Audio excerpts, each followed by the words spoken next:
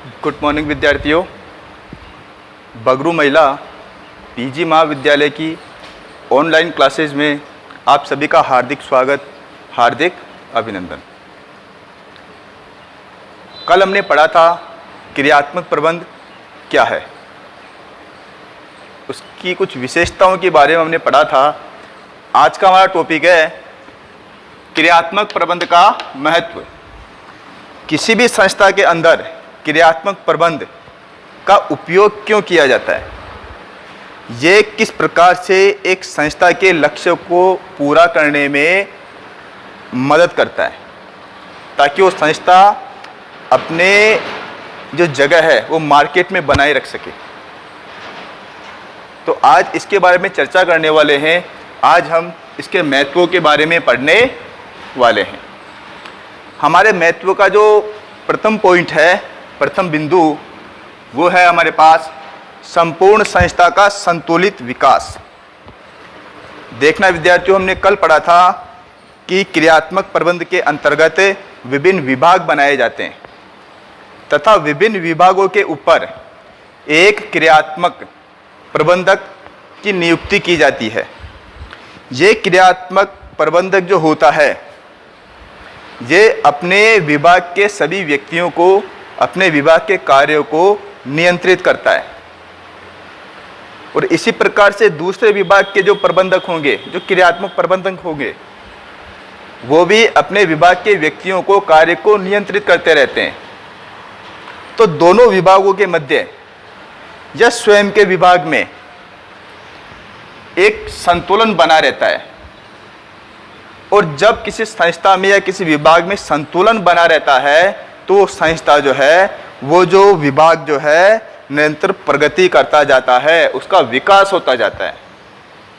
तो इस प्रकार से क्रियात्मक प्रबंध जो होगा, वो संपूर्ण संस्था का संतुलित विकास करती है। दूसरा हमारे पास विशिष्टीकरण को प्रोत्साहन। देखेंगे एक बार, क्योंकि क्रियात्मक प्रबंध के अंतर्गत विभिन्न विभागों को बांट दिया जाता है, तो उस विभाग में लगभग एक ही प्रकार का कार्य होता है। तो वहां पर काम करने वाला जो क्रियात्मक प्रबंधक जो होगा, वो पहले से एक विशिष्ट व्यक्ति होता है। वो सभी प्रकार की तकनीकों को जानता है कि हमें किस प्रकार से इस कार्य को संपूर्ण कैसे करवाना है, पूरा कैसे करवाना है। तो वो अपनी तकनीकों का उपयोग करता है कर्मचारी के ऊपर, ताकि वो अपने संस्था के लक्ष्यों को जल्दी प्राप्त कर सके।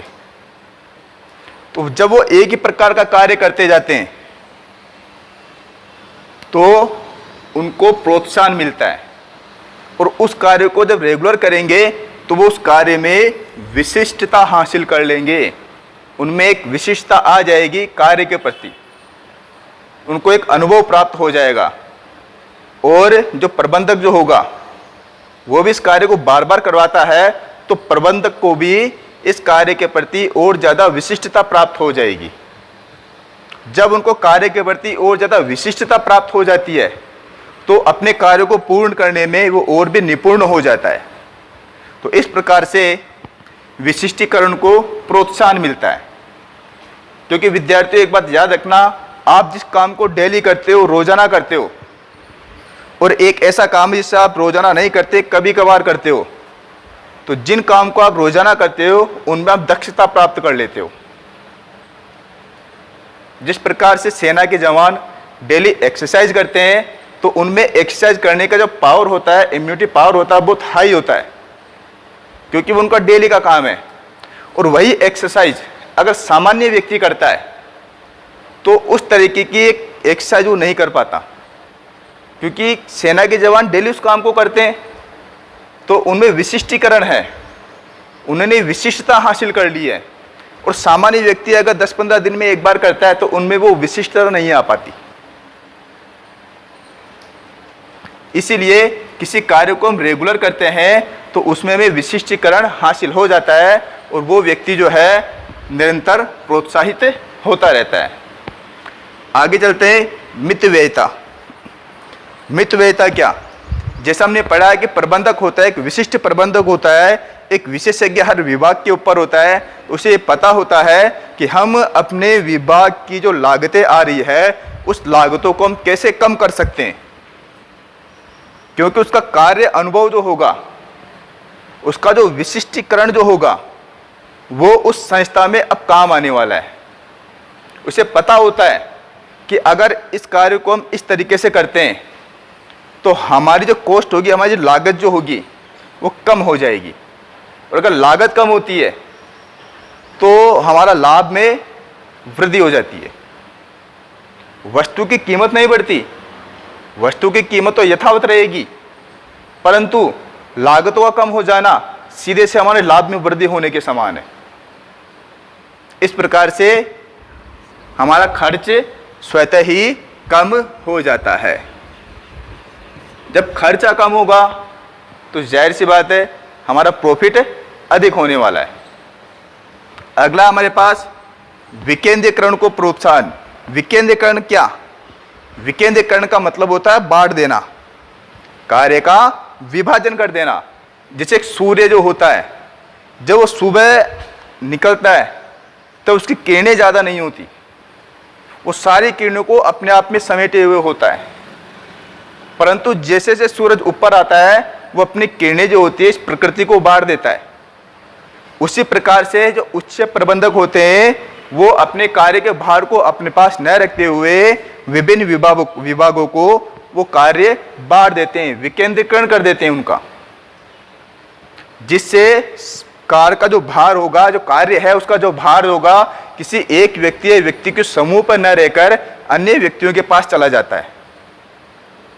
जब कार्य का भार अन्य व्यक्तियों के पास चला जाता है तो उच्च प्रबंधक जो होंगे उनका कार्य जो होगा, उनका मस्तिष्क जो होगा उस संस्था की तरफ पूर्ण रूप से विकास की ओर ध्यान देने लग जाते हैं। तो इस प्रकार से विकेंद्रीकरण को प्रोत्साहन मिलता है, क्योंकि यहाँ पर जो विभाग अध्यक्ष जो होगा, जो विभाग प्रबंधक जो होगा, वो अपने कार्य को समझ लेता है, ऊपर से जो कार्य बटा है उसकी रूपरेखा बना लेता है और अपने आदेशों को अनुसार ही, ऊपर से जो उसको आदेश मिलता है उसी के अनुसार ही अपने विभाग के विभिन्न कर्मचारियों से वो कार्य करवाने लगता है। अगला हमारे पास शीघ्र एवं यथा समय निर्णय। विद्यार्थियों ध्यान रखना, ये पॉइंट जो है इस पॉइंट से जुड़ा हुआ है।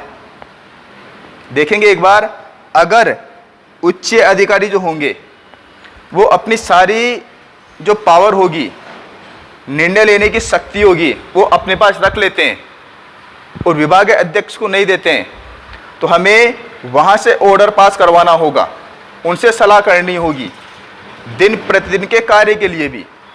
तो इस प्रकार से क्या होगा, हमारा काम जो होगा वो लेट हो जाएगा। परंतु जब कार्य का विकेंद्रीकरण कर दिया गया है, सारी एक विभाग की बागडोर जो होती है, जो भागडोर जो है वो हमने एक विभाग अध्यक्ष या क्रियात्मक प्रबंधक को दे दी है, तो दिन प्रतिदिन के या कुछ 2-4 दिन के जो महत्वपूर्ण निर्णय होंगे वो एक विभाग अध्यक्ष ले सकता है, शीघ्रता से ले सकता है और यथा समय उचित समय पर ले लेगा। वो हो सकता है ऊपर निर्णय लेने जाएगा तब तक समय निकल जाएगा, फिर वो निर्णय अगर पॉजिटिव भी आता है तो किसी प्रकार का कोई काम का नहीं रह पाता। लेकिन विभाग अध्यक्ष को अगर विकेंद्रीकरण कर दिया गया है, कार्य बांट दिया गया है, तो आपके निर्णय लेने की क्षमता जो होगी उस प्रबंधक की, वो शीघ्रता से निर्णय ले लेगा और यथा समय निर्णय ले लेगा, जो एक संस्था के लिए काफ़ी बढ़िया है, ताकि उसका लाभ बढ़ सके और समय के ऊपर वो उत्पादन कर सके। अगला आता है समन्वय में सुविधा।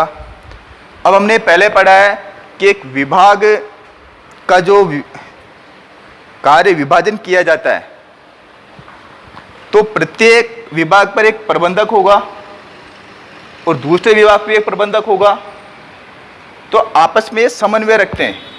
क्योंकि हमने पहले वीडियो में पढ़ा है कि एक विभाग का जो कार्य होगा वो प्रत्येक रूप से दूसरे विभाग से जुड़ा हुआ होता है। हमने पहले जो है पैकेजिंग विभाग एवं उत्पादन विभाग, इसका उदाहरण हमने पहले वीडियो में हम ले चुके हैं। तो इस प्रकार से दोनों विभाग के विभाग अध्यक्ष जो होंगे वो आपस में समन्वय रखेंगे, क्योंकि उनका विभाग जो है दोनों का आपस में जुड़ा हुआ है। क्योंकि उत्पादन विभाग उत्पादन करेगा तभी तो पैकिंग वाला विभाग पैकिंग करेगा।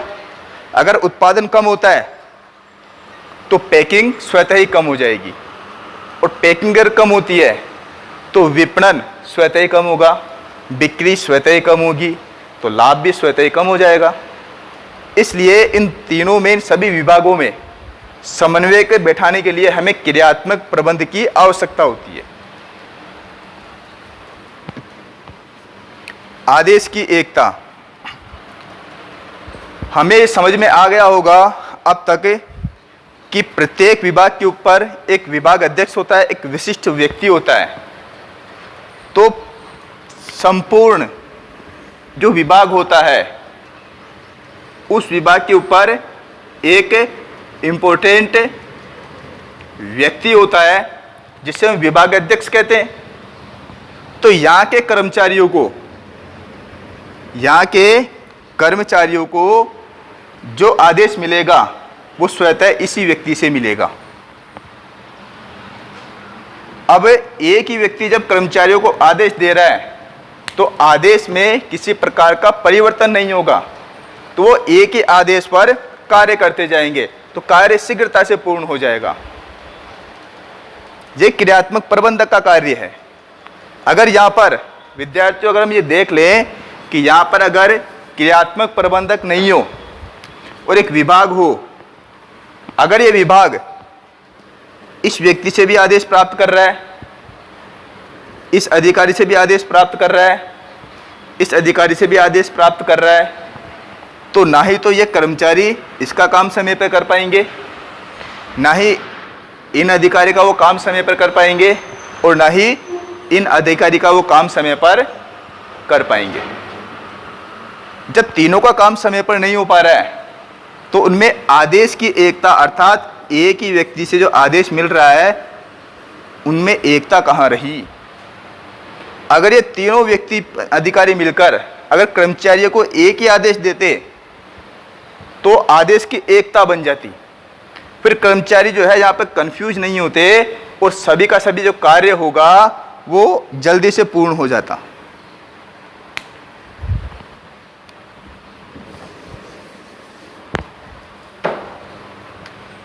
लचीलापन, क्रियात्मक प्रबंध जो होता है वो संस्था में एक लचीलापन देती है। लचीलापन कैसे देती है?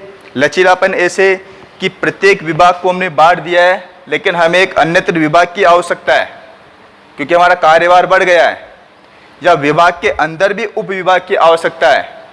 तो अगर संस्था में लचीलापन होगा तो हम अन्य विभागों का निर्माण कर सकते हैं, विभाग के अंदर भी अन्य विभागों का निर्माण कर सकते हैं, जिससे कि हमारा कार्य का जो विकेंद्रीकरण है वो और ज़्यादा बट जाएगा। और कार्य का विकेंद्रीकरण अगर बट जाता है तो हमारा कार्य जो है और भी अधिक शीघ्रता से पूर्ण हो जाएगा। इसलिए यहाँ पर संस्था के अंदर लचीलापन का होना अत्यंत आवश्यक है। अगर संस्था में लचीलापन नहीं हुआ, जो एक बार योजनाएं बन गई है उसी पे हम काम करते रहेंगे, तो हमारी जो आधुनिकता जो है उस संस्था में नहीं आ पाएगी, क्योंकि हमने पहले से सब कुछ फिक्स कर रखा है। लेकिन आपने पहले से फिक्स तो किया है लेकिन उसमें लचीलापन रखा है, तो आप नई तकनीकों को अपनी संस्था में लेके आ सकते हो, उसका लाभ उठा सकते हो। इसलिए क्रियात्मक प्रबंधक जो होगा वो लचीलापन होता है। इसमें आप नई नई तकनीकों को शामिल भी कर सकते हो, और नई तकनीक की आवश्यकता नहीं है तो उनको निकाल कर आप पुरानी तकनीक से भी कार्य कर सकते हो। अगला है हमारे पास नेतृत्व क्षमता में विकास। जब कोई व्यक्ति एक ही कार्य को रेगुलर बार बार करता जाता है तो उस कार्य में वो विशिष्टता हासिल कर लेता है। तो जैसे जैसे उस कार्य के प्रति वो विशिष्टता हासिल करता जाएगा तो उसका सेल्फ कॉन्फिडेंस जो है वो बढ़ता जाएगा उस कार्य के प्रति। जब उसका सेल्फ कॉन्फिडेंस उस कार्य के प्रति बढ़ रहा है तो उसके नेतृत्व करने की क्षमता जो होगी वो स्वतः ही बढ़ जाएगी, उसका विकास हो जाएगा। क्यों? नेतृत्व जो है अनुभव से तो आता ही है, कार्य की पूर्ण जानकारी से आता ही है, लेकिन व्यक्ति में सेल्फ कॉन्फिडेंस अगर नहीं होता है तो वो व्यक्ति नेतृत्व नहीं कर पाता। अब वो व्यक्ति अनुभव है कार्य का, कार्य की तकनीक को जानता है, कार्य को किस प्रकार से पूर्ण करवाना है ये जानता है, तो इस प्रकार से उसकी नेतृत्व क्षमता जो होगी उसका स्वतः ही विकास होता जाएगा। अगला हमारे पास कर्मचारी आवर्तन में कमी।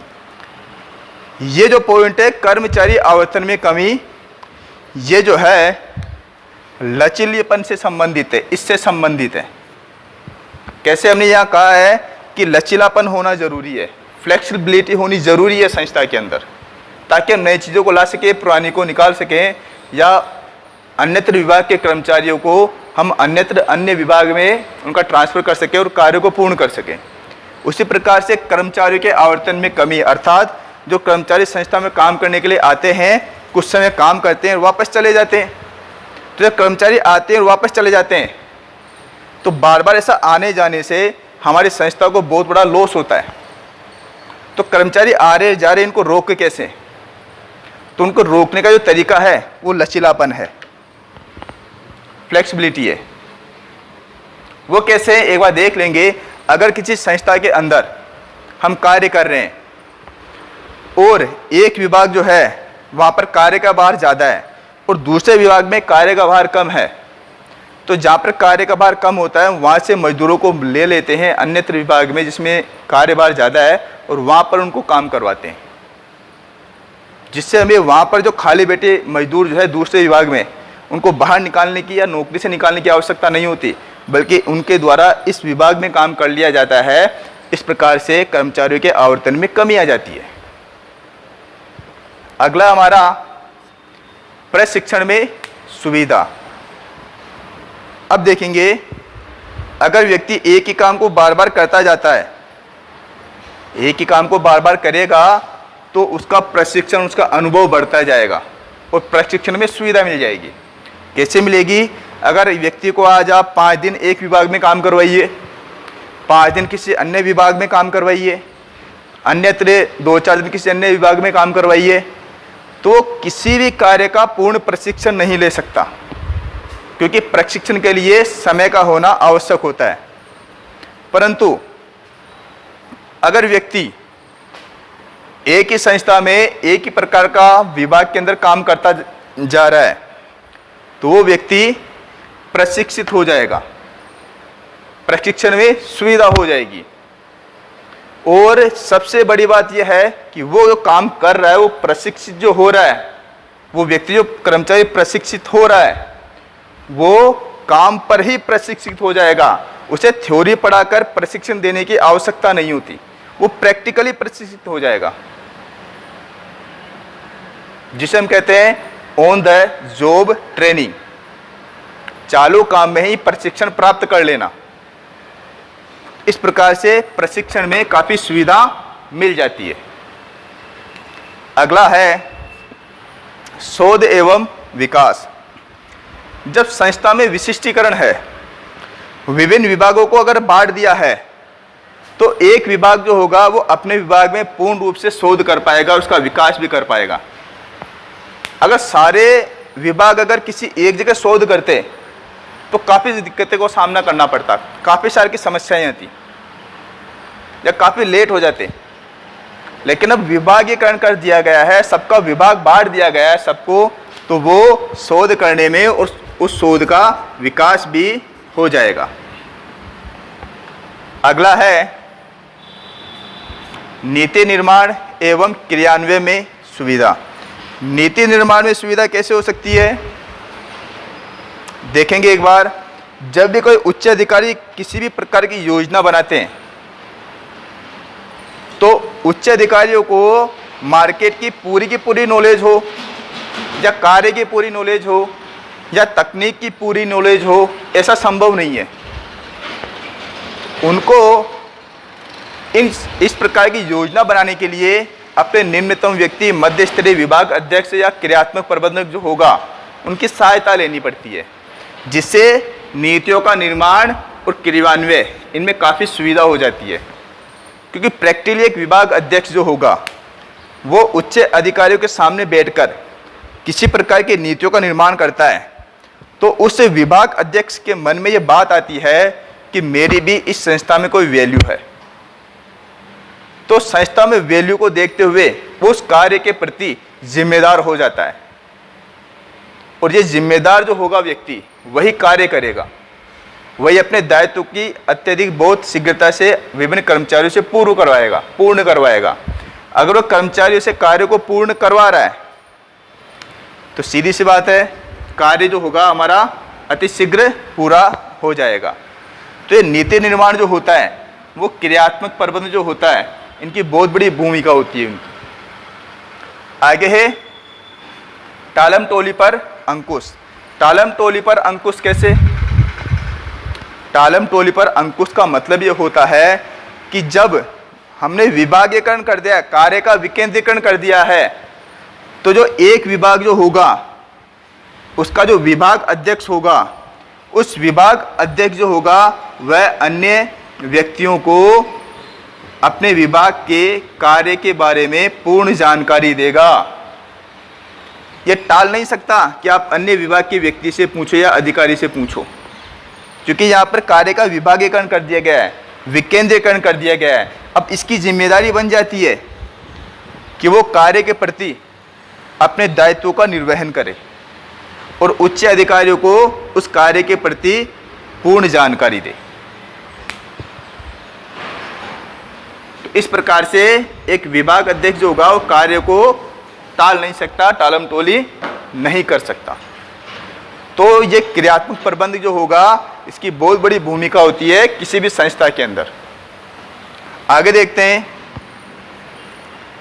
दक्ष प्रबंधकों की सेवाएं।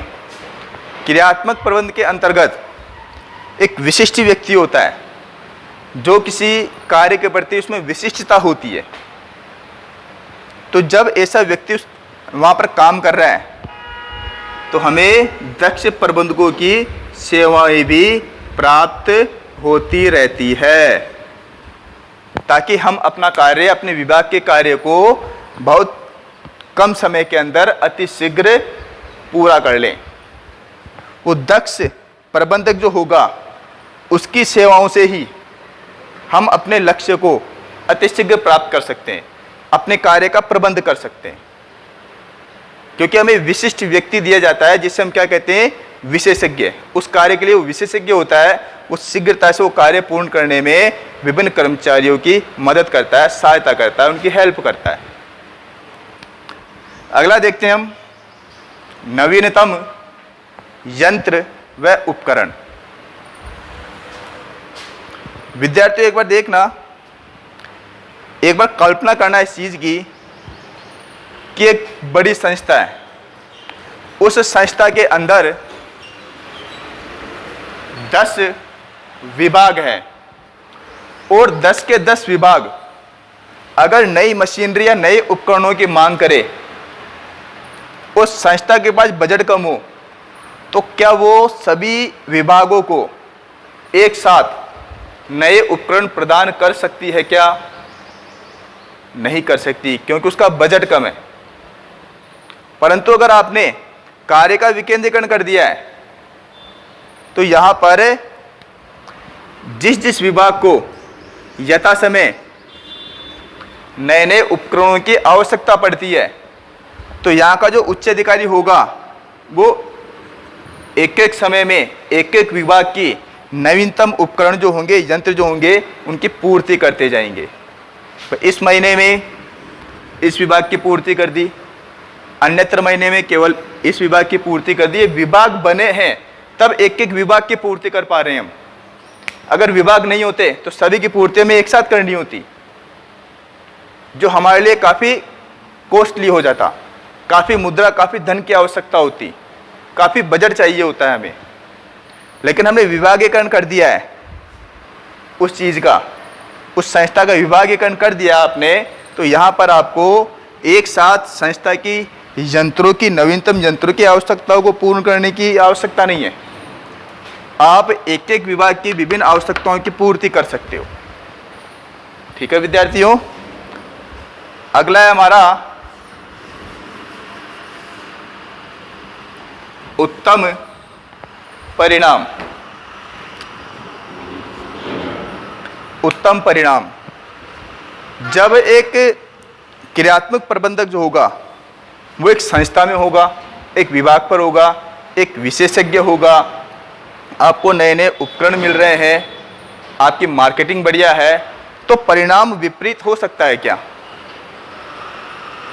तो यहाँ पर आप अगर ये काम करते हो, क्रियात्मक प्रबंधक रखते हो अपने पास, वो सारे काम को यथा समय शीघ्र करवा रहा है और आप सारे के सारे आवश्यकताओं की पूर्ति अगर कर रहे हो, कर्मचारी की आवश्यकताओं की पूर्ति, विभाग अध्यक्ष की आवश्यकताओं की पूर्ति, कच्चे माल जो आता होता है उसकी पूर्ति कर रहे हो, मशीनरी की पूर्ति कर रहे हो, मार्केटिंग के अंदर आप अच्छी पूर्ति कर रहे हो, तो आपको यथा समय उत्तम परिणाम देखने को मिलेंगे।